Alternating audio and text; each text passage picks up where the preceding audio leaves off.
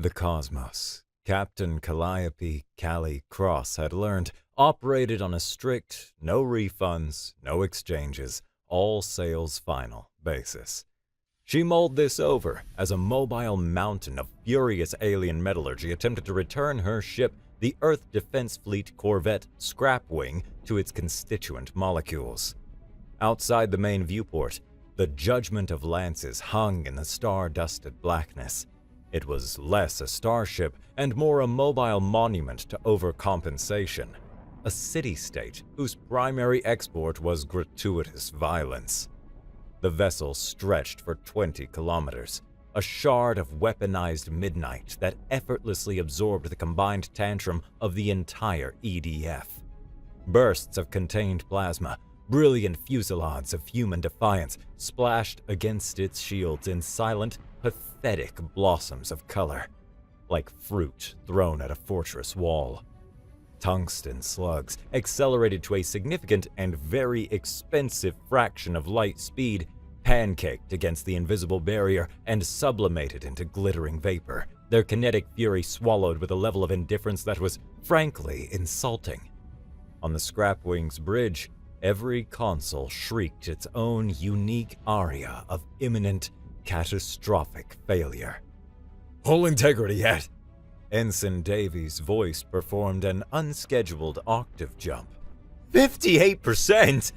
Captain, we seem to have misplaced our dorsal plating on decks 3 through 5. Also, the Steadfast is gone. Just poof. No wreckage, merely an absence of ship. "Divert what's left of the galley's power to the aft deflectors," Callie ordered. Her voice was a flat, calm island in the ocean of panic. Her grip on the command chair's armrests was tight enough to leave impressions in the worn synth leather, but her face, bathed in the frantic red wash of alert klaxons, could have been studying a mildly interesting nebula. "Davies, stop looking at the big one. It'll only make you sad. Focus on the gnats. Their fighters are taking the Valiant apart piece by piece." Strapped into the weapons console, a man-shaped agglomeration of muscle, resentment, and chrome named Breaker grunted. The sound was like two granite blocks being reluctantly introduced. A spiderweb of targeting grids danced across his display, all painting the Judgment of Lances with large, belligerent, and entirely impotent red squares. His cybernetic left eye, a sapphire lens that saw in 6 different spectra of violence, whirred softly as it failed to find a weakness. He thumped a chromed fist on his console, a percussive expression of profound frustration that made a nearby yeoman flinch so hard he dropped his datapad. "Can't scratch it!" he growled. The admission was torn from him, a violation of his core programming, both wetware and hardware. "Their point defense is clairvoyant. Slugs are confetti. Lasers are mood lighting." "Nobody can break her," Callie said, her gaze fixed on the impossible warship. The rest of the human fleet, a motley assortment of retrofitted haulers, cranky asteroid miners, and gunships that were never meant to leave the atmosphere, was being methodically disassembled like a child's toy collection. The Triton had been neatly cored by a single beam of incandescent gold. The Dauntless bled its atmosphere from a dozen weeping wounds, a dying beast in the cold dark. This was an execution, and humanity was late for its own funeral. "Shields are a statistical error, Captain!" Davies yelped, his voice now a high-pitched keen of pure, unadulterated terror. "They're peeling us like a ripe fruit out here!" Callie knew. They had heartbeats left, not minutes. She keyed the ship-wide comm, her thumb pressing the button with the weary finality of someone ordering the same disappointing takeout for the 3rd night in a row. It was time for the Hail Mary, the stupidest, most desperate, most beautifully human idea ever cooked up in a lab full of stimulant patches and despair. "Callie, to the grease pit. Fenris, the universe is calling our bluff. Light the candle." Deep in the cramped, chaotic, and perpetually vibrating engine room of the Scrapwing, Fenris Volkov snapped his head up from a console that was actively trying to set him on fire. His lank hair stood on end, a state attributed to either the rampant static electricity or the cocktail of stimulants he'd ingested in the last hour. His eyes, wide and luminous with a terrifying intellectual fervor behind a pair of oil-smudged goggles, darted to the comm speaker. "Captain, no!" he shouted back, his voice a torrent of panicked consonants. "They're not rated for interactive deflector field contact. The causality initiator might create a feedback loop. I have no actionable data. The simulations suggest... well, they suggest a great many things, Captain. None of them pleasant, and most of them involved our immediate de-resolution into a beautifully symmetrical but ultimately inconvenient pattern of exotic particles." "Light it, Fen!" Callie's voice was a monomolecular scalpel, slicing through his frantic monologue. The words landed squarely in his brainstem, shutting down all non-essential functions, like breathing. He stared at the torpedo launch sequencer, a crime against engineering sensibilities he'd personally bolted to the main reactor's coolant intake. The fracture torpedoes, his children, his beautiful, insane, reality-contorting, probably going to get them all killed children. Reverse-engineered from a fragment of a fold drive that had been pried from a derelict alien ship. They weren't designed to explode in the conventional sense. They were designed to poke a tiny, transient hole in the fabric of space-time. A pinprick, not a punch. With a muttered prayer to the patron saint of reckless innovation, Fenris slammed the protective acrylic cover down over the launch trigger. It was a comically large, candy-red button. He had fought tooth and nail for that specific aesthetic. He mashed it with the heel of his grease-stained hand. The scrap wing convulsed, not with the familiar kick of a missile launch, but with a gut-wrenching lurch, its entire frame shifting 3 meters to starboard without any corresponding thrust, as if the universe had blinked and put it back in the wrong spot. On the bridge, the crew clung to their consoles. On the main viewport, 9 projectiles blinked into being. They didn't burn through space with incandescent tails. They moved like errors in the cosmic code, crossing vast distances without seeming to travel at all. Fenris's console unleashed a shriek of pure electronic agony. Proximity alerts battled with energy readings that violated at least a dozen physical laws. "Captain, their shields, they're not deflecting the cascade, they're amplifying it!" He screeched over the comm, his voice cracking. "The energy field is acting as a focusing lens of the causality initiator. All the event signatures climbing into numbers I previously thought were purely theoretical." Out in the silent dark, the 9 fracture torpedoes arrived. There was no flash, no bang. Instead, the points of impact on the Judgment of Lance's shimmering golden shield began to glow with a deep, hungry violet. They didn't bounce, they burrowed, sinking into the energy field and drawing its own titanic power into their reality-warping cores. The effect multiplied 1,000,000-fold in a nanosecond. The shimmering ripples in space-time lost their cohesion. They twisted, tore, and then ripped open, coalescing into a vortex of anti-light, a patch of absolute nothingness that seemed to drink the stars behind it. The Judgment of Lances, the Invincible dreadnought, the mailed fist of the Valorak Dominion itself, flickered like a faulty hologram, its form distorted, stretching and compressing in ways that made the human eye water and the brain throb. The dagger-like silhouette folded, twisted, and then inverted, collapsing inward toward the 9 points of pure negation on its shield. It vanished with a sound that wasn't a sound at all, but rather the sudden, jarring cessation of all other noise, a plink of silence in the symphony of battle. Stillness. A profound, absolute stillness that descended like a shroud, smothering the chaos. The alarms on the Scrapwing's bridge stuttered and died, their purpose either fulfilled or rendered utterly moot. The few remaining ships of the Earth Defense Fleet drifted in the black, their weapons cold, their crews staring at the empty patch of space where a mountain range of a warship had been moments before. The starfield behind it was perfect, unblemished, as if the Valorak dreadnought had been nothing more than a bad dream. For a long, breathless moment, the only sound was the faint hum of the life support and Ensign Davies' ragged, shallow breathing.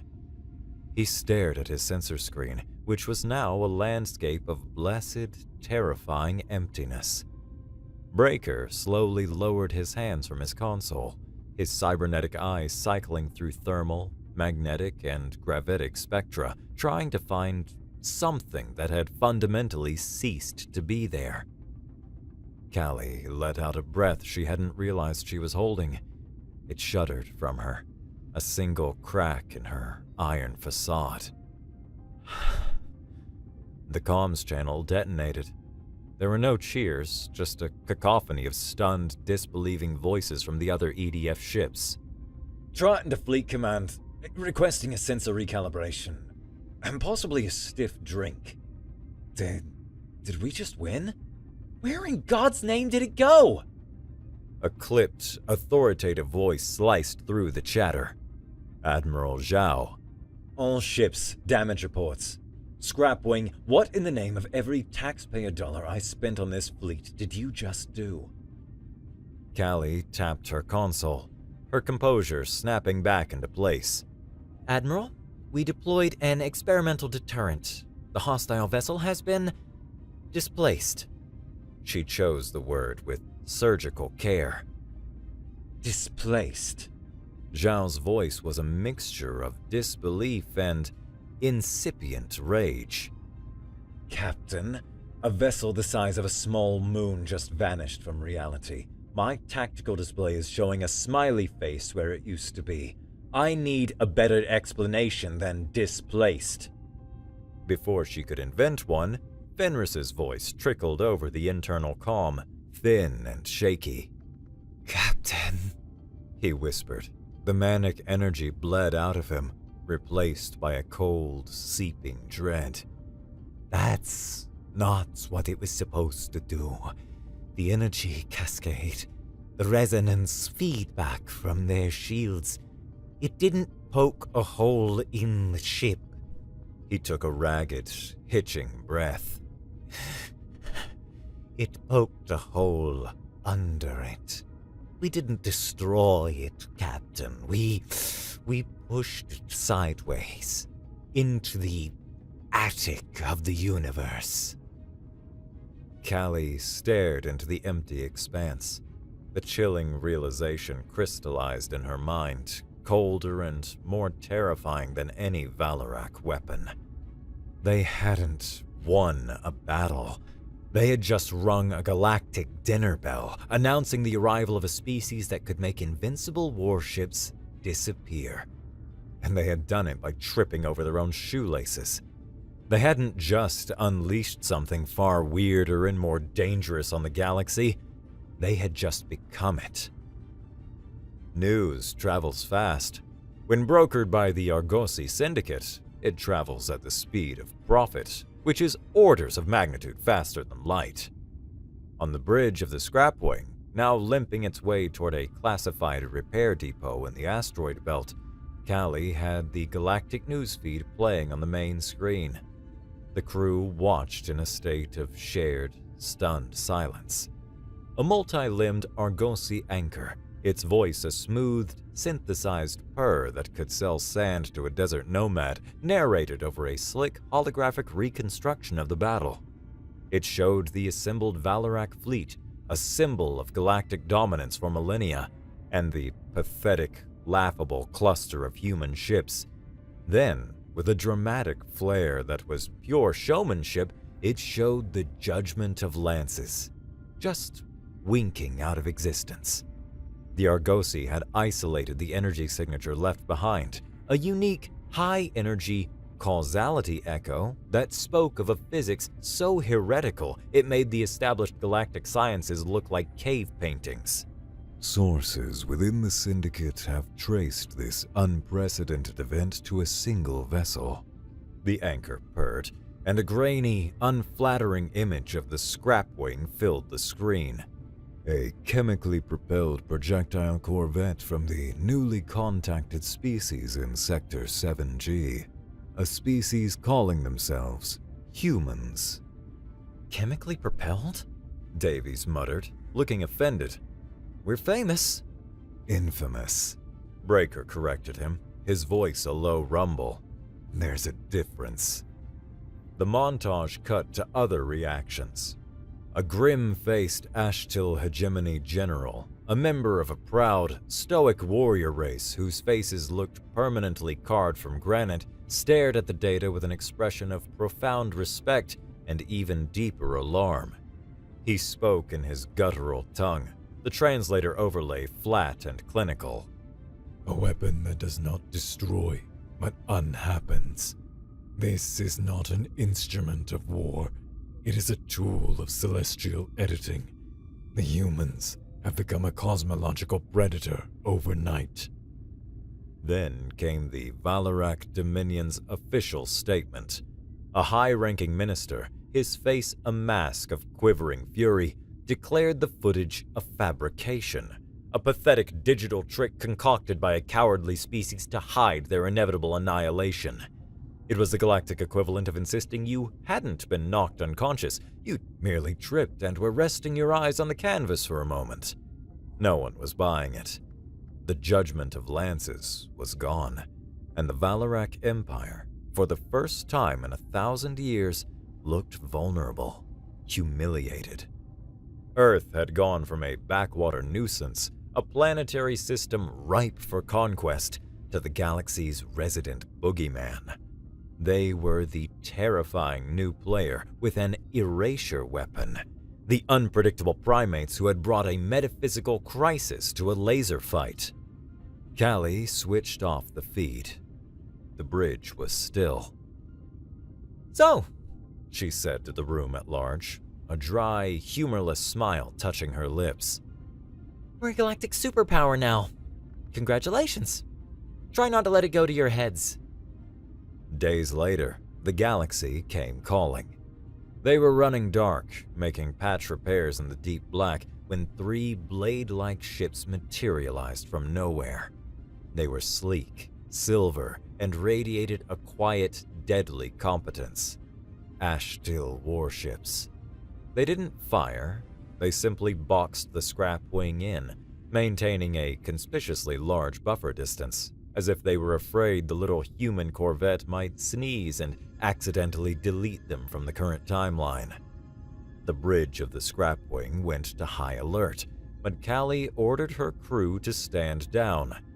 Breaker had his hands hovering over the weapon controls, a low growl rumbling in his chest. "They're hailing us, Captain," Davies said, his voice taut. "On screen." The face that appeared was rugged and noble, belonging to a creature who looked like he'd been chiseled from a block of honor and gravitas. Heavy brow ridges, piercing dark eyes, and a formal set to his jaw. The Ashtil insignia on his collar identified him as Commander Borak. Captain Calliope Cross of the Earthship Scrapwing. Borak began, his voice a deep baritone that felt like it had its own gravity. He didn't sound hostile. He sounded reverent. The Ashtil hegemony extends its profound respect to you and your formidable crew. We would be honored if you would join us for a diplomatic conference on the neutral station, the Gutter. It was phrased as an invitation, but the 3 cruisers aimed at her hull made it clear it was a command, wrapped in the most exquisite politeness. Borak and his crew were treating them with the cautious deference one might show a toddler holding a live thermonuclear device. They were terrified. Callie's mind raced. they were out of miracle torpedoes. Their ship was held together with hope and emergency sealant. Their only weapon was a bluff the size of a gas giant. Time to see how far it would take them. We accept your invitation, Commander, She said, her voice a sea of calm and professional courtesy. We'll see you at the gutter. The gutter was a classic deep space entrepot, a sprawling, chaotic tangle of rotating rings, docking pylons, and jury-rigged habitats, home to smugglers, merchants, mercenaries, and the occasional desperate diplomat. It smelled of ozone, exotic spices, and poor life choices.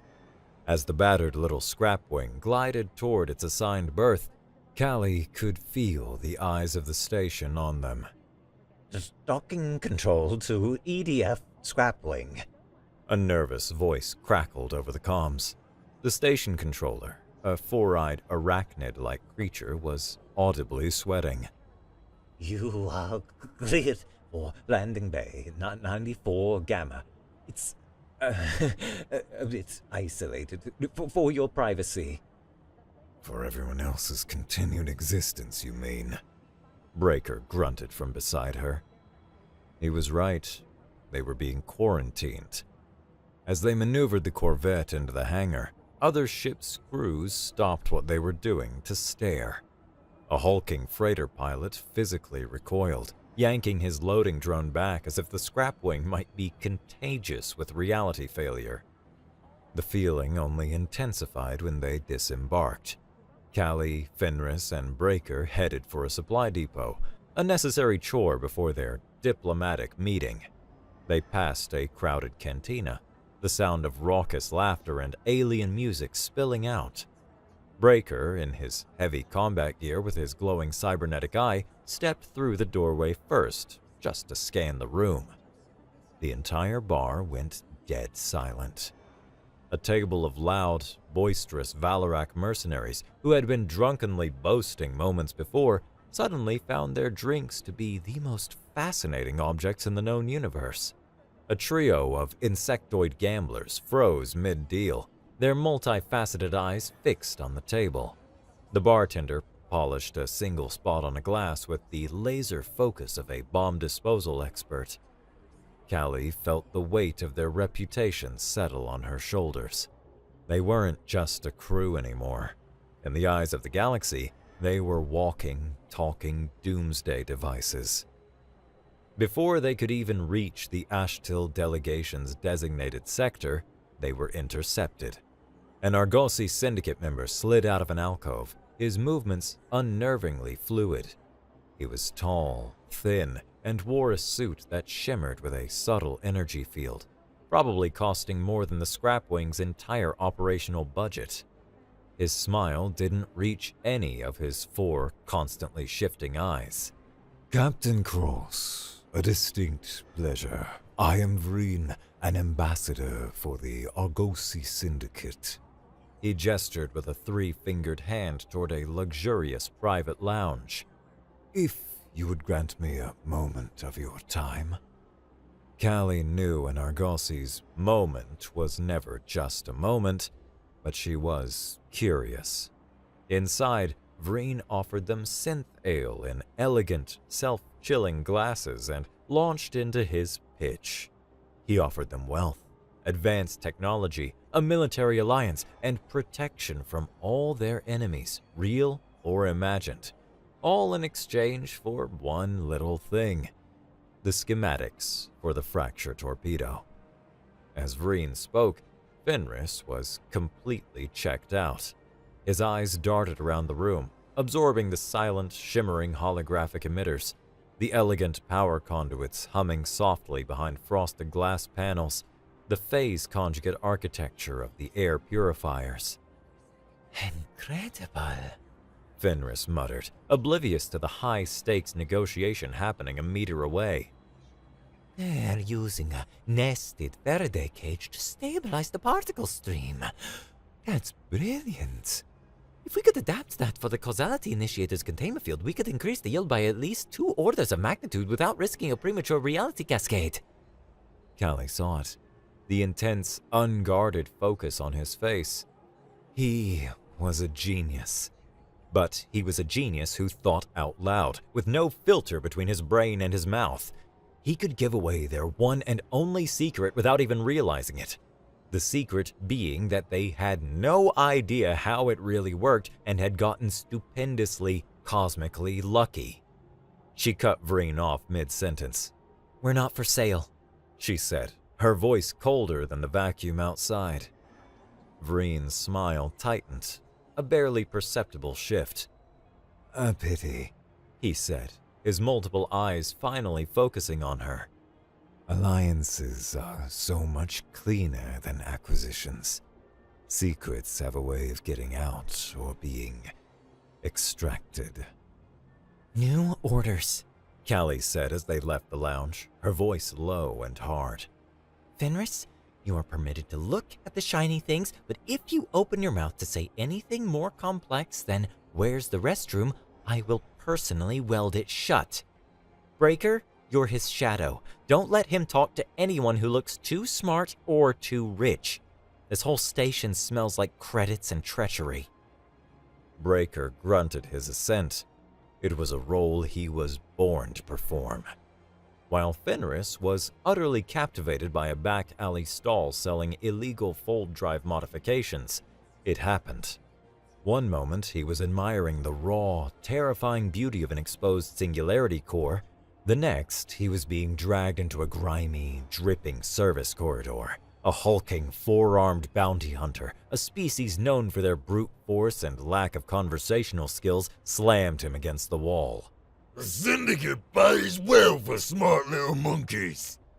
The alien growled, one of its massive hands closing around Fenris's throat. Before the bounty hunter could apply pressure, Breaker melted out of the shadows behind him. There was no warning, no sound. One moment he wasn't there, the next he was a problem the bounty hunter was having.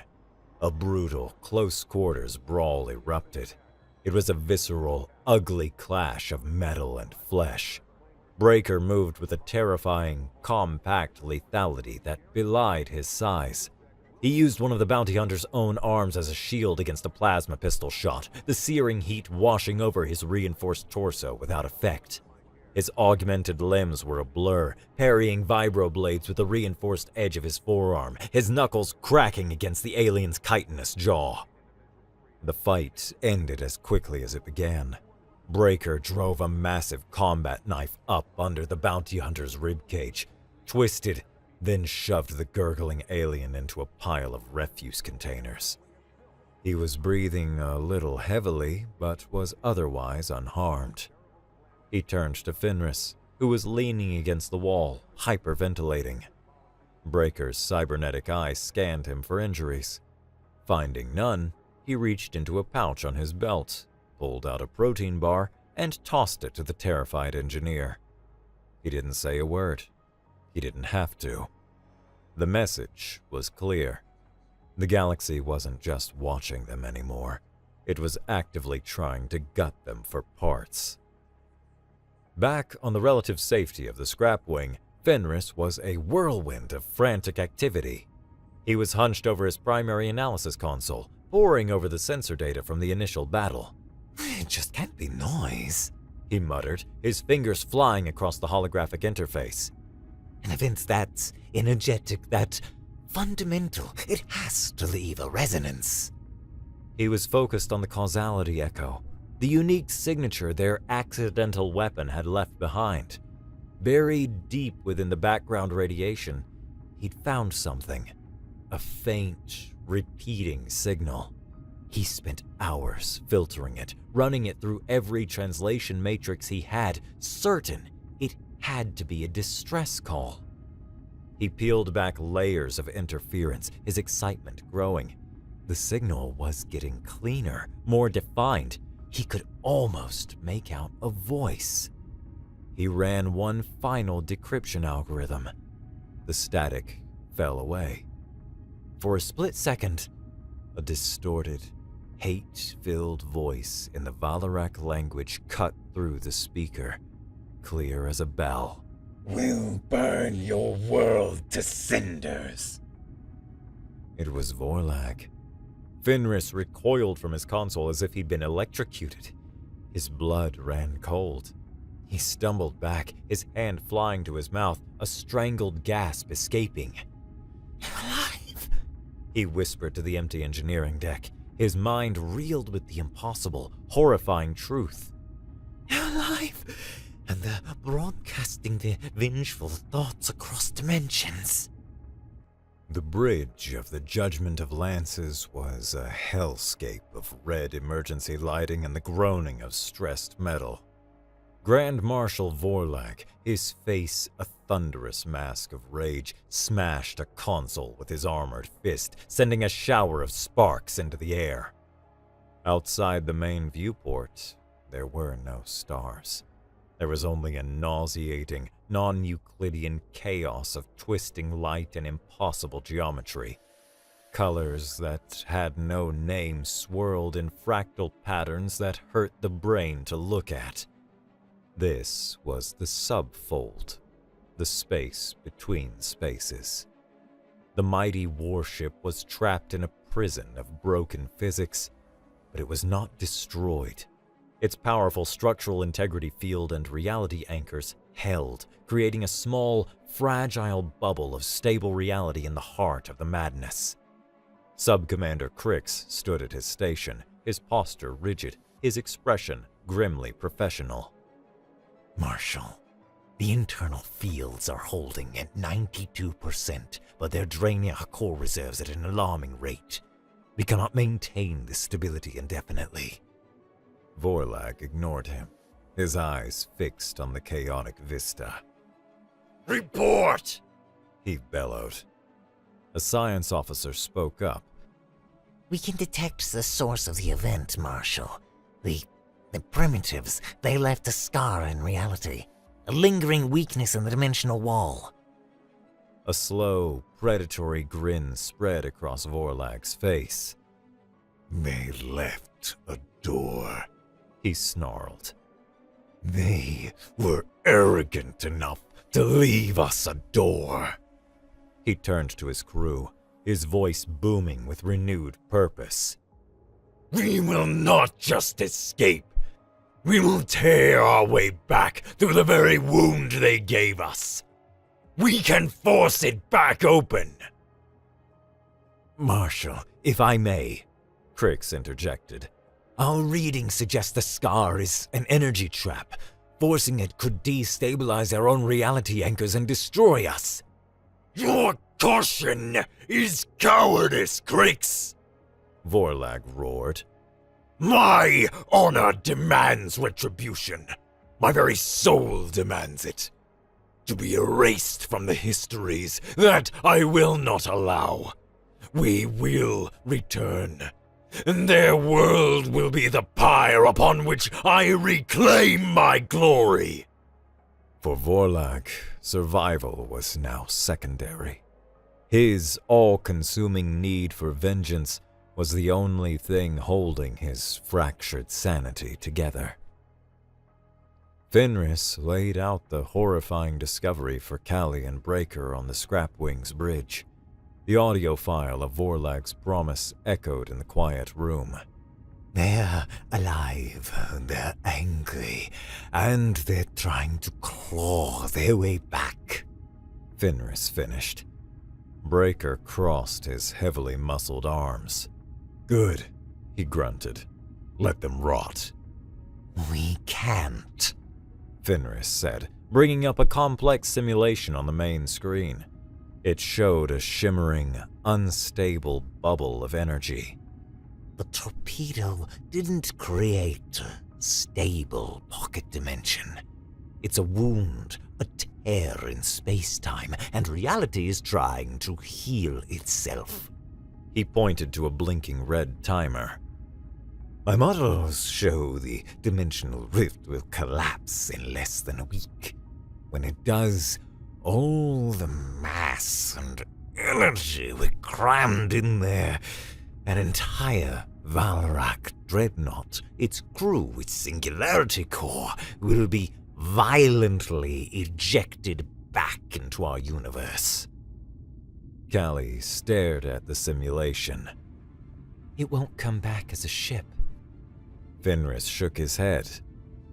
It'll come back as a supernova of pure spite that could scrub this whole sector clean. We're sitting on a time bomb of our own making.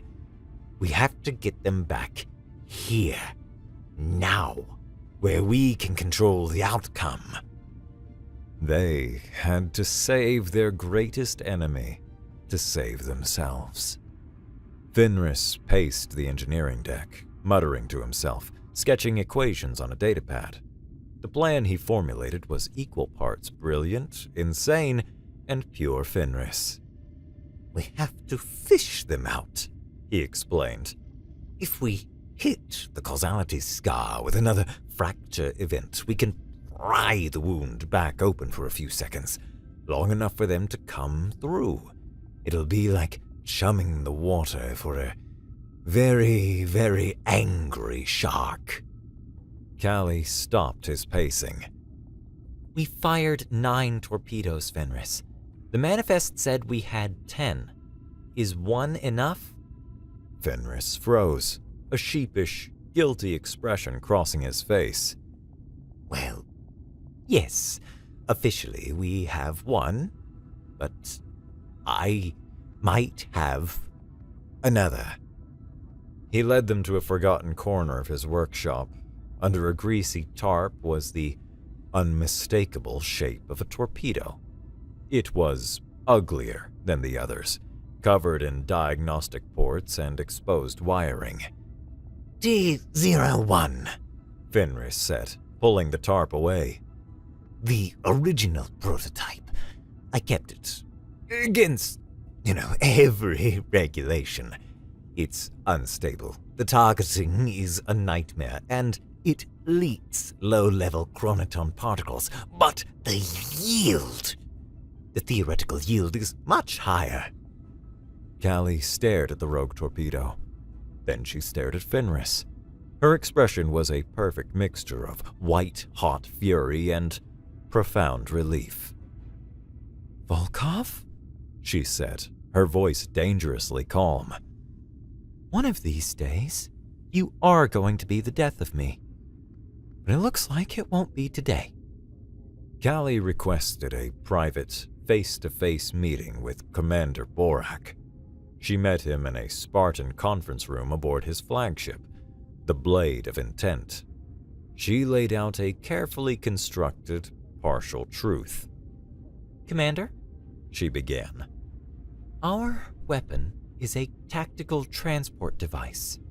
We displaced the Judgment of Lances, and now they are about to return, enraged and unpredictable. She leaned forward. I am proposing an alliance. Help us set a trap for them when they return, and the Ashtil hegemony can share in the glory of destroying the flagship of your greatest rival. We will bring the beast to the killing ground. You will help us butcher it. Borak was skeptical. His gaze was intense. Your weapon makes fleets disappear. Tell me, Captain, can it make a star disappear? Callie met his gaze without blinking. We haven't found anything it can't. The sheer, unadulterated confidence of her bluff hit him. That, combined with the strategic logic of eliminating the Judgment of Lances, was enough. A slow smile spread across his rugged features. We will hunt with you, human. He declared. He brought up a star chart. And I know the perfect killing ground. The Azure Nebula. Its dense electromagnetic interference will hide our fleets. They will be blind when they emerge. Inside the swirling, ethereal blue clouds of the nebula, the tiny Scrapwing and 3 massive Ashtil cruisers lay in wait, silent and dark. In engineering, Fenris was a blur of motion, frantically jury-rigging the prototype torpedo to the ship's primary power conduits, bypassing safety protocols that existed for very good reasons. On the bridge, Callie stood at her command chair, watching the swirling azure clouds. In the armory, Breaker was methodically sharpening a massive combat knife on a magnetic whetstone, a silent promise of the violence to come. Callie ran through the battle plan one last time with Borak over a secure channel. All they needed now was the bait and the monster. On the bridge of the Judgment of Lances, alarms blared. Marshal, a stable, high-energy signature has appeared on the other side of the scar. An officer reported. It matches the causality echo of the human vessel. Sub-Commander Crix's head snapped up. It's a trap, Marshal, he stated. They are baiting us. But Vorlag, consumed by his lust for revenge, saw only his prize. He laughed, a harsh, barking sound. The primitives are arrogant. They think they can control their newfound power. He bellowed. They offer us our revenge on a platter. Full thrust, tear a path back to glory, and burn their pathetic world to ash. The mighty warship charged. A violent, jagged tear ripped open in the heart of the nebula. The colossal, battle-scarred form of the Judgment of Lances surged through, its weapons already glowing. Vorlag's voice, full of triumph, booming hatred, cut through all communications channels. I have returned from the hell you cast me into. Now I shall bring that hell to you. Callie leaned into her comms, her voice a calm, deadly whisper. Light him up. The Azure Nebula erupted. The Ashtil cruisers and the Scrapwing unleashed an overwhelming barrage. The Judgment of Lance's shields buckled, but held. Its return fire was devastating. Their targeting is too good. Fenris, I need a path. Callie yelled. Feeding you their targeting cycles now. Fenris's voice shot back. They have a predictive algorithm, but it's got a flaw. There's a blind spot in the coverage every 1.7 seconds, but it's only a few meters wide. The trench is 12 kilometers long, Captain. You'll have to make several successful evasions to reach the vent. Callie didn't hesitate. She pushed the Scrapwing's engines past every safety limit. She weaved an impossible path. Fenris's voice was a constant stream of numbers and vectors in her ear. Plasma bolts seared past the cockpit. 1.7 seconds. A flicker of hope. She threaded the needle. Breaker, keep them busy! She ordered. Breaker became a whirlwind of destruction. Manning the ship's point defense cannons manually, he bypassed the targeting computer, his cybernetic eye and augmented reflexes doing the work. He tracked and blasted away at the Valorek ship's turrets with inhuman speed, giving Callie the opening she needed. She saw it. A long maintenance trench leading directly to an exposed, glowing drive core vent. She dove the Scrapwing into the trench. Almost there! Fenris shouted. I've got a solid lock on the drive core vent! Callie lined up the shot. Fire! The lone, unstable prototype torpedo streaked away. It didn't aim for the thick hull plating. It dove straight into the exposed vent of the Valorek drive core. It didn't explode. T-01 latched onto the core's housing and unleashed a single, focused pulse of spatial distortion. It wasn't a bomb, it was a tuning fork. It struck the exact resonant frequency of the Valorek singularity core, creating a feedback loop of impossible physics. The reality warping engine turned inward. The Judgment of Lances shuddered violently. Its lights flickered out. From the core outward, the mighty warship began to dissolve, not into fire and shrapnel, but into a silent, beautiful, incandescent lattice of light. Its physical form unraveled, its atoms breaking down into pure information, which then collapsed in on itself. It was an implosion of physics, a silent, breathtaking spectacle of annihilation that left absolutely nothing behind. The battle was over. The crews of the remaining Ashtil ships watched in stunned, reverent silence. On the bridge of the scrap wing, Callie leaned back in her command chair, the adrenaline finally fading. Fenris stared at the empty torpedo launcher on his screen. They had done it. They had faced the impossible twice and won. They had cemented humanity's godlike reputation, and they had just fired their last miracle. Callie let out a slow, deliberate breath and allowed a small, tired smirk to touch her lips. "Well," she said to her exhausted, triumphant crew, her voice echoing in the sudden silence. "I guess we're not bluffing anymore." The statement hung in the air, heavier and more real than any tungsten slug. For a moment, the only reply was the gentle hum of the life support and the distant, mournful groan of stressed metal settling. Then, Ensign Davies, who had begun this fight with a voice several octaves higher than regulation, let out a long, slow breath. He ran a trembling hand through his hair, but when he spoke, his voice was steady as bedrock. "All hostile contacts are gone, Captain. The space where the judgment was is clean. Cleaner than vacuum. The Ashtil ships are holding position, just watching." Breaker stood up from his console, the hydraulics in his augmented limbs hissing softly. He walked over to the viewport, the massive cyborg dwarfed by the swirling azure nebula outside. He didn't look at the empty space where the enemy had been. He looked at the reflection of the battered bridge and the crew still at their stations. He turned, his sapphire eye whirring as it focused on Callie. "Not bad, Skipper," he rumbled.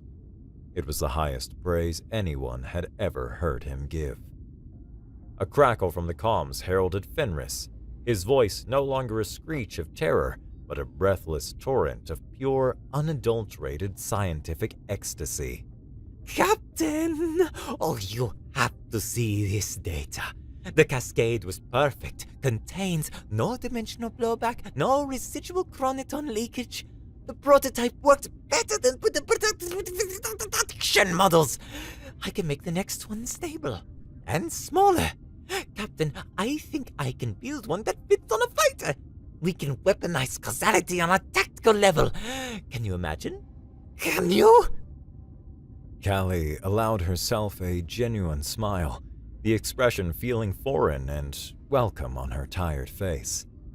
She looked at Fenris's frantic avatar on the comms screen, at Breaker's quiet nod of respect, at Davies' newfound steel.